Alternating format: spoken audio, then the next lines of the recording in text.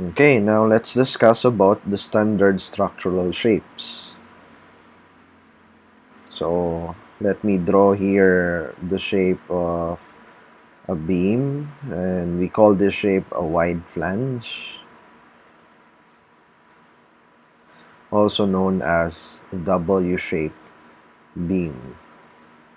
And from our previous lecture, we know that this shape is an efficient or an economical section for our beam in terms of flexure. Okay, now let us uh, see how we designate W shape. We actually designate it starting with the letter W and with the number by another number. Okay, the first number after the letter W, it symbolizes the nominal depth, okay, nominal depth of our beam. And in SI units, this is in millimeters. So here's the nominal depth of the beam.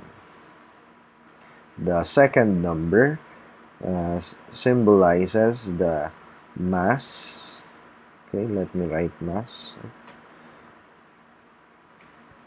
Okay,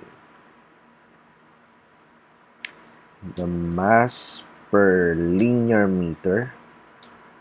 Okay, per linear meter of the beam. So it's in kilograms per meter. So the mass per meter is like the density of our beam, but in terms of per linear meter.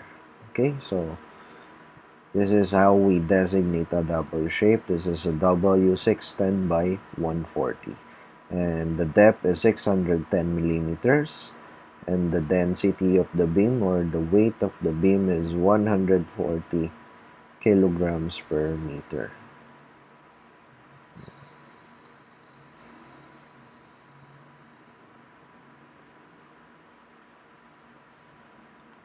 Now, let's go to something that we need to know as designers, as engineers. We need to select a W-shaped beam. There are many available W-shaped beams, different sizes, and we need to know how to select the appropriate W shape for a given load. So first, we need to define what we call an allowable stress, or the working stress, which is designated by a shortcut as sigma sub W. This is the working or the allowable stress.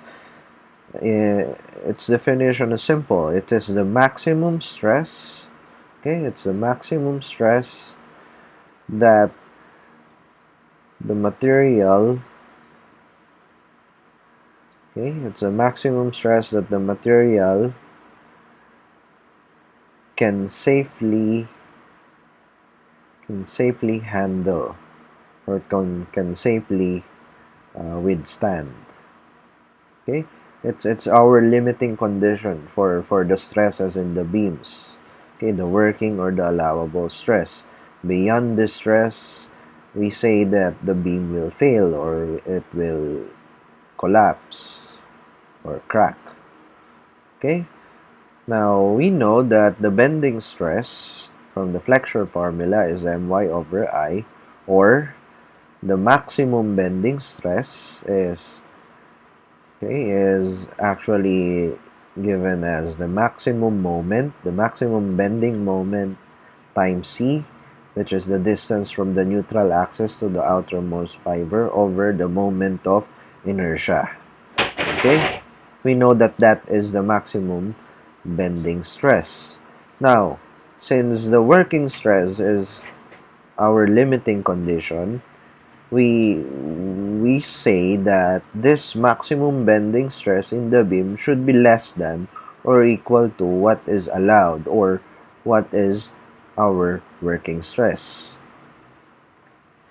The maximum bending moment are taken from the actual loading conditions of the beam, while the working stress is is taken from the material property of the beam. So we compare those two stresses, the maximum bending stress and then the working stress. Or if we substitute MC over I, we will get this relationship that the working stress must be greater than or equal to the maximum moment times E over I. And we know that I over C is it can be designated as S, which is the section modulus of a given shape. And so we can rewrite this equation into the working stress is greater than or equal to the maximum moment over S. And solving for S, we get S, I forgot the equal to, okay? We get S is greater than or equal to the maximum moment over the working stress. Okay? Now, this relationship between S, the moment, and the working stress is a very, very important relationship in engineering. Okay? It is our clue.